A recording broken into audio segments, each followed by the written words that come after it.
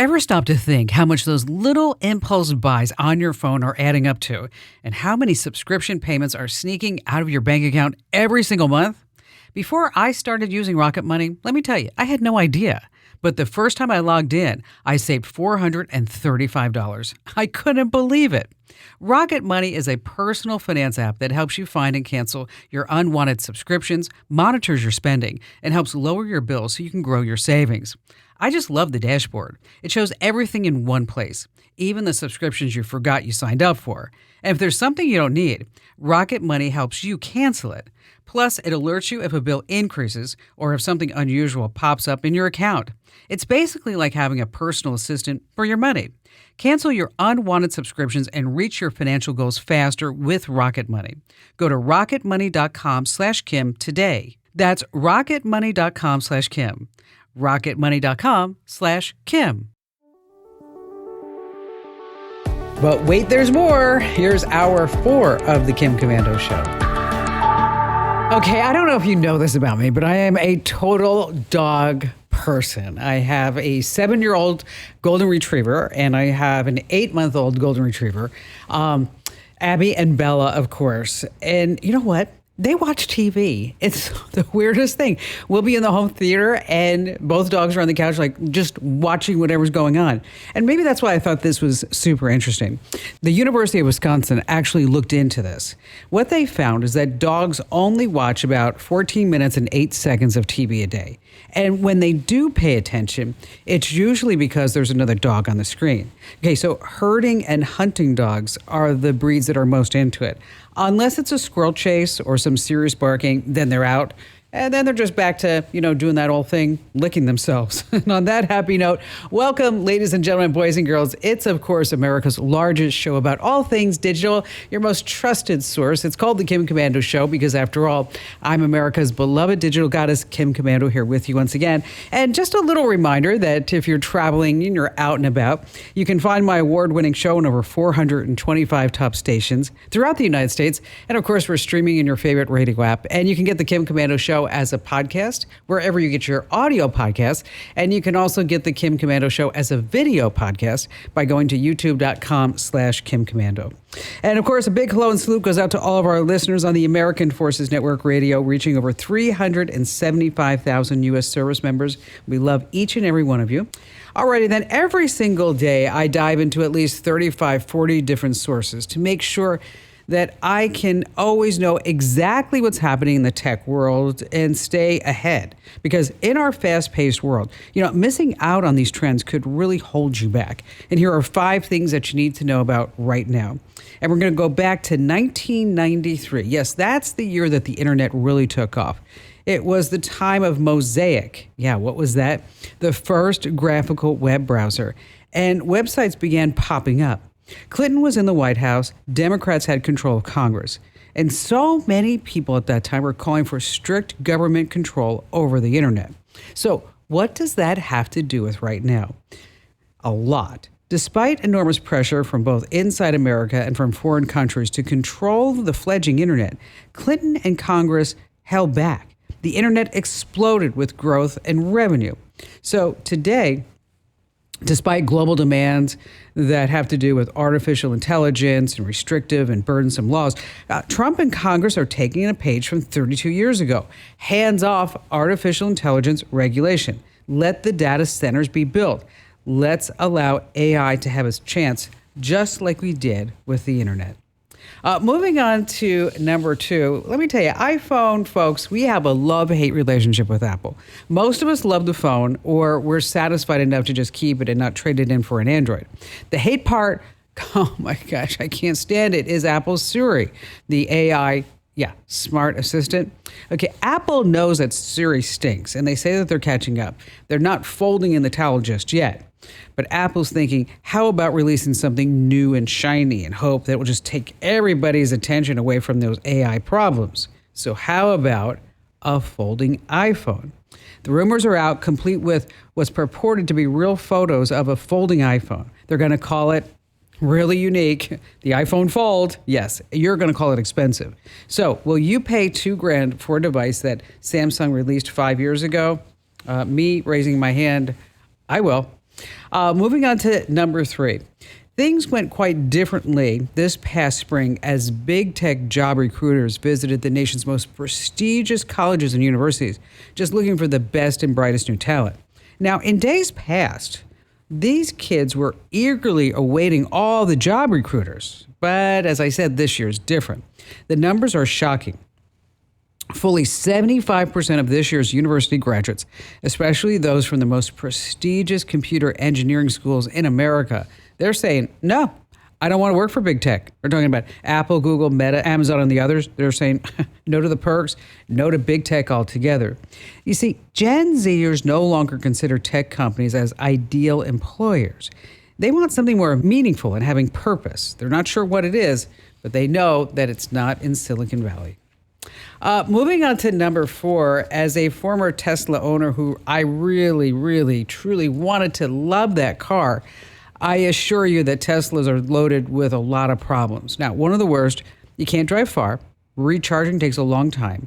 But now the world's first Tesla diner appears. Yes, you can recharge and eat in a retro futuristic neon wonder. It opened recently at 7001 Santa Monica Boulevard. And much like Southern California, it's a mix of offices and homes. Now, the residents say after only a short time living near it, it's hellish. A never-ending rave, bright flashing lights all night, loud music, boisterous crowds, all chomping and charging. It never ends. The food, $7 cinnamon rolls, $10 salads, $12 epic bacon. Okay, do you know what that is? It's French fried bacon. Oh, God, that sounds so gross. Think Blade Runner meets Waffle House.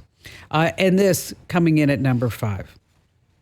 About 11 years ago, an angry telemarketer cursed out Roger Anderson's young son when he answered the phone.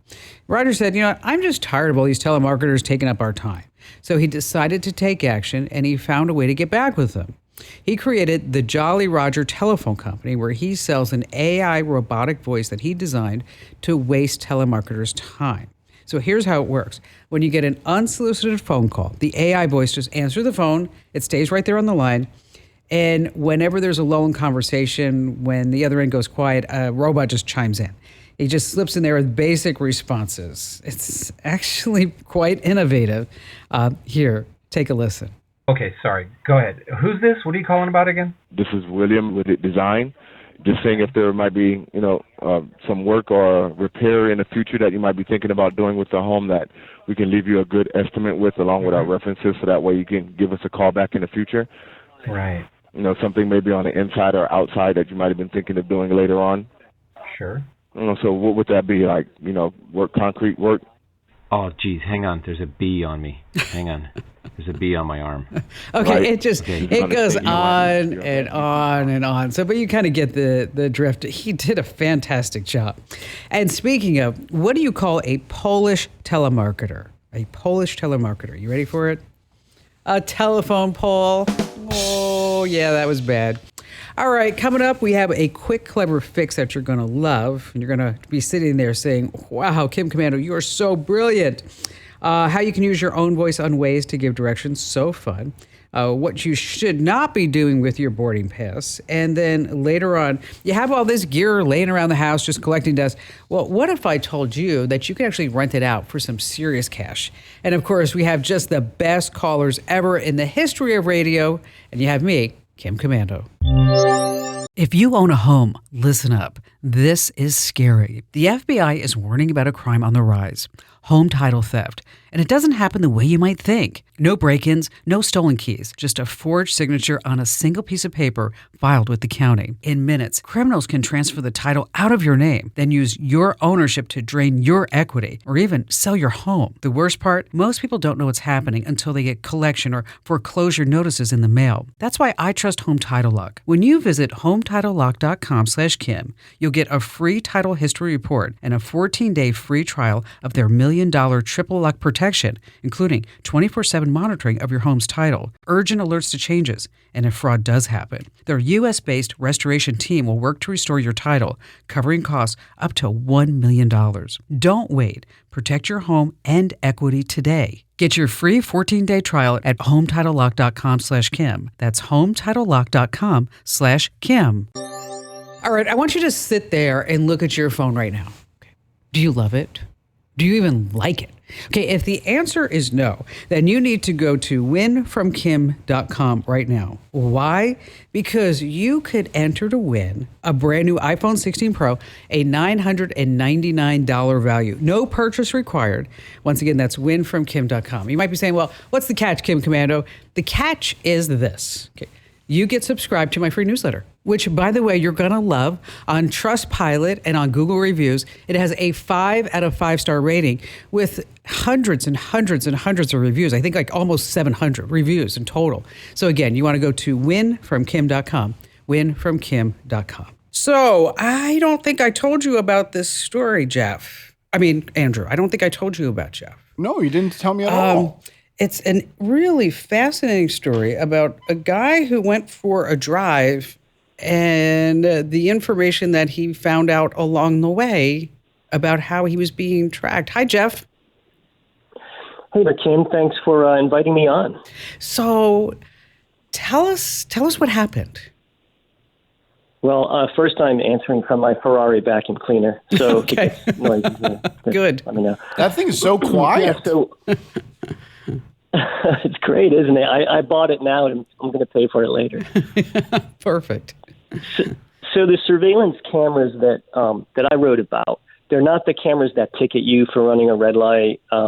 They are specifically these flock safety cameras that are just placed in a public space and take 24/7 footage of all the vehicles that pass. So I'm the executive editor of Cardinal News. It's an independent, nonprofit, nonpartisan newsroom that covers Southside and Southwest Virginia.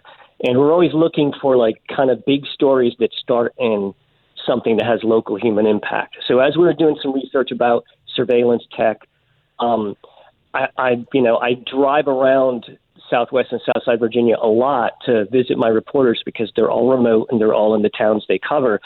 And so I thought, well, let me just take a 300-mile trip around Cardinal Country and see how many times I get pinged on one of these cameras. So that was kind of the origin, is thinking of just what any citizen who is reading our series about state of surveillance would think first. Am I being caught on camera, and how many times am I being caught on camera, and what can people find out about me by being caught on camera? And you know, the flock cameras is not just where you're located. They're all over. I mean, yeah. So this is a company out of Atlanta, Georgia, and they really I think they started by marketing themselves to neighborhoods to kind of create virtual gated communities where private groups like HOAs would say, yeah, we'll all do this together, and we can keep track of who comes in and out of our neighborhood.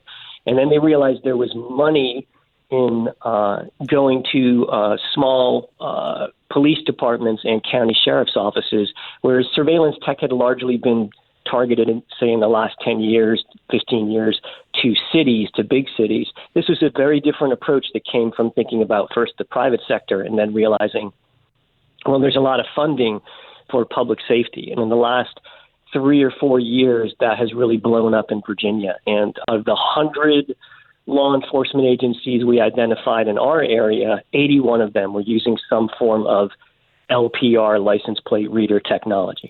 So you were able to figure out how many times you were captured? Is that it? Well, part of it was to test how well law enforcement agencies responded to this kind of request.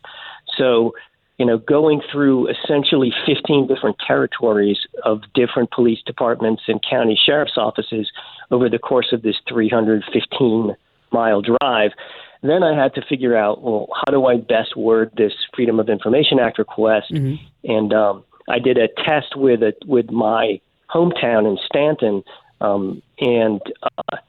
it took a couple of different emails saying, here's what I'd like. I'd like all of the license plate reading images taken by your flock tech cameras over the last 30 days, including any photographs of my car and the time and location, of those photos, and also the flock safety vehicle fingerprint, which is supposed to not only identify your car by the license plate number, but also by make and model, and any unique things like a roof rack, a bike rack, a dent or a ding, bumper stickers, etc. And then once I figured out, the best kind of request letter to send and got the approval from the Stanton police that they were going to send that data, then I wrote to the other 14 law enforcement agencies over the next week and asked them exactly to send me the same stuff. How many times do you think that your vehicle was captured by these cameras? So I received 6 images. Nope, I received more than that. I received 4 images from the city of Stanton, and the city of Stanton has access to other cities that it shares its footage with. And so from them, I also received footage from Lynchburg, Virginia, and also from Roanoke, Virginia, and then from Martinsville, Virginia. So 7. Yeah, so I mean, so it's it's something that, I don't know if a lot of people even thought about, Andrew. No. And thank you, Jeff, for telling us your story, that as you're driving around, there are so many cameras. Like, we've talked about it. You said you're on a camera from the time you leave KEZ to the time that you get here. Oh, yeah. We talked about it on the current podcast, where I believe that I am on camera 100% of the time when I go from office to office. Street cams, highway cams, businesses that have cameras. I mean, when I drive into your parking lot, guess what? I smile because I know I'm on camera. Yeah, you should smile. I do. Okay. And be thankful that you're here. But we're on camera all the time. No, we are. In Paradise Valley in Phoenix, Arizona. It's ridiculous. It seems like everywhere you go, there's some other camera that has just popped up. All right, this is something that we've set up in our household, and you really need to think about it because you're just going to love it. Like, let's say you get certain emails about certain bills, and then your husband gets certain emails about other bills or vice versa. Okay. Well, normally in most households, one person handles certain things. Like, for example, I take care of the finances and the tech and the groceries. My husband handles contracts and cars and insurance and stuff like that. So when something slips through the cracks, it's usually an email that got buried. So here's how we fix that. You create a joint email account just for shared stuff. I'm talking about bills, streaming accounts, repairs, school updates, teachers, you name it. We use one. It works like a charm. Just pick an email platform that you both use, set up forwarding so neither of you misses anything. And remember, keep your personal inboxes separate. But for everything else, you're going to love this. Just team up and it will totally simplify your life. All right, still to come, how you can rent out your gear for cash here on the Kim Komando Show. The family that vacations together stays together. At least, that was the plan. Except now, the dastardly desk clerk is saying he can't confirm your connecting rooms. Wait, what? That's right, ma'am. You have rooms 201 and 709. No, we cannot be 5 floors away from our kids. The doors have double locks. They'll be fine. When you want connecting rooms confirmed before you arrive, it matters where you stay. Welcome to Hilton. I see your connecting rooms are already confirmed. Hilton, for the stay. Have you ever done this with your kids, use their voice on Waze? No. Oh, gosh, this would be so fun for you to do. Okay, tell me.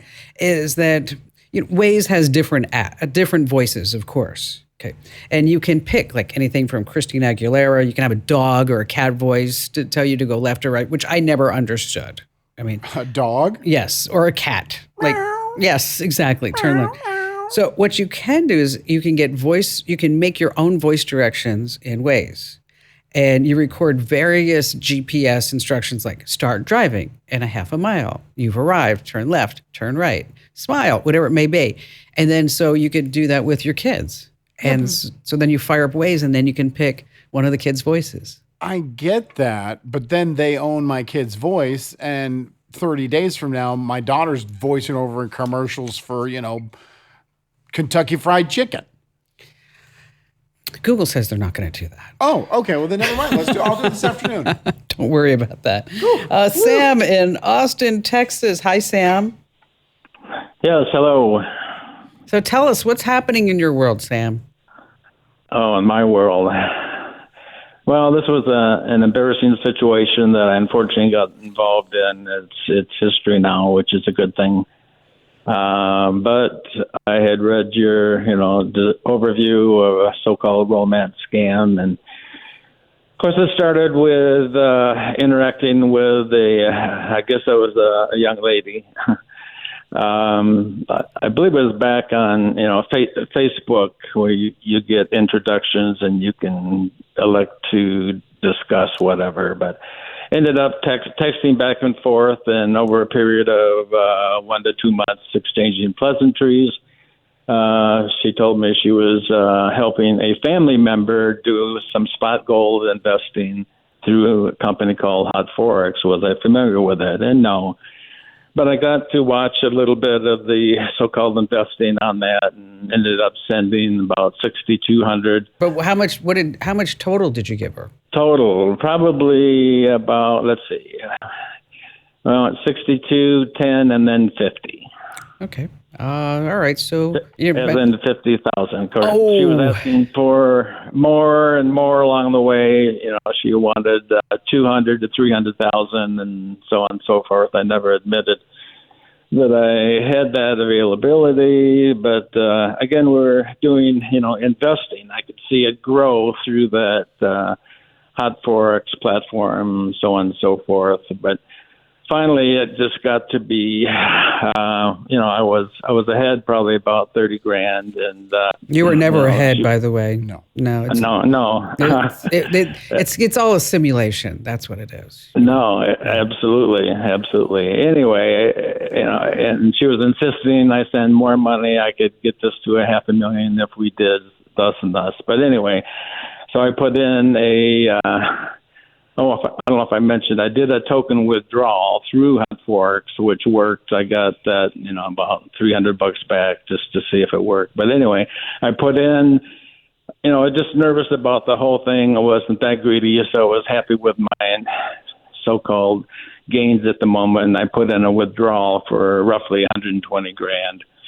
And then the company, Hot Forex, said, "Oh, you need, we think there's something funny going on here. We need to validate all this, and it's going to cost you, about another $34,000 to validate this." And of course, this gal that I was conversing with, I said, "Oh yeah, that's common. I had to do that." Blah blah. So, unfortunately, I sent that money, so I had another 34 grand into it.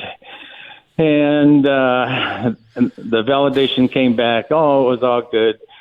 Of course, they said it was all fully refundable. And then the next step was I had to pay tax on it. And I said, "Well, I'll leave that up to my accountant." And they said, No, you need to pay tax, and that's going to cost you another 35 grand. And I said, No, it wasn't that much. But anyway, that's basically when I pulled the plug. I said, no more bad money or good money after bad. And again, I was, texting with this person, and I just jokingly said, "Well, if you loan me that money," because I told her I didn't have that 34 grand to send after the tax, and she says, 2 days later, she texted me back and says, "Yeah, I can loan you that, but I need to do you to do this and that." So it was just some crazy things that I refused to do, and of course, then what was it? Yeah, what were the wait? What were the crazy things? What did she want you to do? You really want to know, eh? Yeah. Well, she said, "You need to send me a picture. I want you to, it's like, you stand on your head kind of thing. You put some shoes on your ears," and she sent me a picture of some other poor sucker that apparently had done that, and so were the photos going to be sexual in nature, or they just would be degrading to you? Degrading to me. Okay. Oh. And I basically just refused anything further, and we had some unpleasantries back and forth at that point, and I told her that her mother, I'm sure, is very proud of her. But anyway. So, At any point when you first started speaking to this person, and I think you said it was started on Facebook, did they ask you to switch communication to a different app?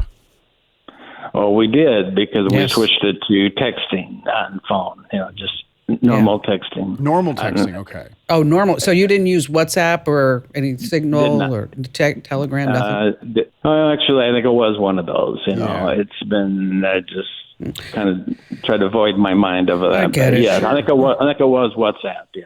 I get it. So you lost, sounds like you lost, what, 125 grand? Well, no, that was after my so-called gains. I lost a total of about 80.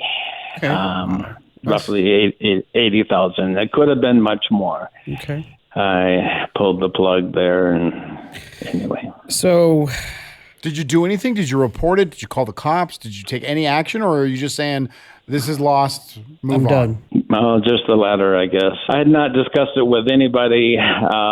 Finally, I did discuss it with my financial planner, because I had the 50 grand came out of my IRA that I had to pay tax on, and put me another tax bracket and all that fun stuff. But anyway, and well, here's what you want to do. You want to go to the Internet Crime Complaint Center, ic3.gov. That's where you can file a detailed complaint, give them screenshots, anything. And this is the FBI, and they're going to try to figure out if there's some type of trend. And they actually did pursue, and they actually brought down a syndicate. So, I mean, it does work. And they found some congruencies between victims, I believe, in like Virginia and Illinois, and they were able to contact those people. And they're not going to get all their money back, but they may get a portion of it back. There's also AARP.org. They have something called the Fraud Watch Network. That's another place. And also your state attorney general. And a lot of people disregard that, but it's, you want to make your voice known as much as possible. And again, that's the Internet Crime Complaint Center. There's also the Commodities Futures Trading Commission, but I don't know if they're really into this, because it's not really commodities, because it's all fake. Right. It's all phony baloney. But it goes back to what we've been saying, Andrew, time and time again. Get off Facebook. Okay? Yes. Okay. If somebody wants you to go to another app, stop. That is such a big warning sign. Let me ask you a quick question. And you don't have to have a number, but how many people, if you had to guess, how many people do you think around the world are working at these scams on a daily basis? Are we talking hundreds, thousands, tens of thousands? It's really hard to say. Okay. Because I read a story about Myanmar and on the border of Thailand, and that they were looking at Google Maps photos from 10 years ago, and it was basically just swampland. Nothing. Nothing was there. And now on that border are like cities. And so what is sustaining that population? Scams. Well, it's billions of dollars. Yes, scams. And so where people are living in dormitories, and they're slaves. Okay, and that this is and they have to do these scams, and they have to perform, or else they get beat up. And some of these people are brought into this as thinking like they got to have a new job, and so they're going here to interview for a job. Well, and they think that the job is for a new resort. No, not exactly. And then they have to pay to get themselves out. So or maybe if they do so many scams, they do have a chance to get out. So this is not just some kid in a basement. No. This is, like you said, organized crime. Well, yeah, you use the right word, syndicate. That's what this is. It is. Oh, man, I feel so bad for every time we hear these stories. All right, I know you're pumped to go on vacation, but posting your boarding pass online is a big problem. It's loaded with personal info. It's called a PNR, Passenger Name Record. It includes your contact info, your frequent flyer number, payment method, seat, special requests, even who you're flying with. So what can hackers and scammers do with that PNR? They can cancel or change your flight without you knowing. They can steal your identity, break into your online account, use your miles. Not fun. Bottom line, do not post your boarding pass. Alrighty then, still to come, a great tip about how you can rent out your gear for cash and more of your phone calls here on the Kim Komando Show. Wish you could become a morning person? You know the type, up before the sun, early morning runs, first one to the office with donuts and a smile. How do they do it? Easy. With the new Galaxy Watch 8, sleep tracking and personalized insights from Samsung Health help you improve so you can wake up to a whole new you. One who, dare I say it, skips the snooze? It's possible. Train your sleep with Galaxy Watch 8. Learn more at Samsung.com. Requires compatible Samsung Galaxy phone, Samsung Health app, and Samsung account. Let's see. Constance in Kalispell, Montana. Hi there, Constance. Hi. Welcome to the show. What's going on? Well, thank you so much for taking my call. I've been a fan for a quarter of a century. Oh. I've been listening to you for about 25 years. What took you so long to call? What happened? Oh, I guess I'm shy. Okay, well, me too. I just came up with an issue that I'm hoping you can help with. My husband, Brian, is 71, just finished writing his first book, a sci-fi set on the International Space Station and a trip to the moon. I offered to help design the cover for Kindle, and I went into AI, and it was brought to my attention, AI puts a watermark on all images it creates, maintaining ownership, and that there's a lot of gray area right now as to who has copyright control over AI-generated images. Is there any AI that can produce an image that I can sell and keep ownership to? You know, that's a great question, but I have a question for you first. I don't want it to be a spoiler, but do the astronauts get off the space station? Oh, well, it's part 1 of 3 volumes. So let's just say there's romance and disaster. Ooh. Romance and disaster. What do you think, Andrew? Disaster means they die. No. No, but where else would disaster come into play? That's in the third part. They can't die until they have, they make whoopee up in space. Maybe that's the same thing happened. They died doing whoopee in space. It was so good. They blew out all their oxygen. That's a really good question. It's a very great question. With, like, for example, ChatGPT, you can use the images for commercial purposes, but they do put this metadata attached to it. Said it has been made with ChatGPT, and you have full usage rights for commercial use, but somebody else could use the same image if they wanted to. Public use. Right, exactly. So if you're looking for total ownership, that's where you have to use Adobe's Firefly. Oh. And that's full rights. You have to have an Adobe Creative Cloud account, and it's about, I don't know, I think that's $25 a month, $20 a month, something like that. And that's where you can use AI to create the art that you could put on the book cover. So what are we thinking about with the book cover? Oh, he's been working on this for years. So it's going to be the mask of the astronaut, and you're going to see in the reflection something unusual. Oh, I got an idea. How about Here comes the Kim Commando commercial. Just be ready. How about me? Oh! Yeah, would you be recognized in a uniform? That would be it. There's also Dream Studio.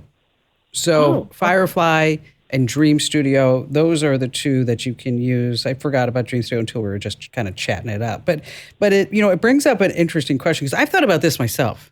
I mean, if you start looking at the images in the current, that's my free newsletter. Over 650,000 people get it every single morning, and they love it. 98% rating, just saying.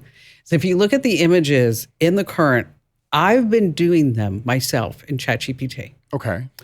And if I must say so myself, I'm very clever. Okay, but you just said that you don't own them. No, but anybody else can use it too. And you don't mind? I don't care. All right. I mean, like the one that's in today's, it's a picture of an old desk phone. And the story, well, I'll let you guess what the story, well, I'll tell you what the story. The story was about how to set up your phone in case you lose it so you can get it back. Okay. So instead of like putting a picture of a phone, is that I put an image of this old phone on a desk. And I said, something that somebody never said in the 1980s, I lost my phone. Right. Okay, so just follow the cord, dummy. That was it. All right, still to come, how you can rent out your gear for cash here on the Kim Commando Show. All right, let's say you have some gear laying around and you want to rent it out. Maybe you've got a PlayStation that you barely use. There are different platforms like Fat Llama and Kit Split. I know, they always have these weird names, where you can rent out your gear like drones and cameras and gaming consoles.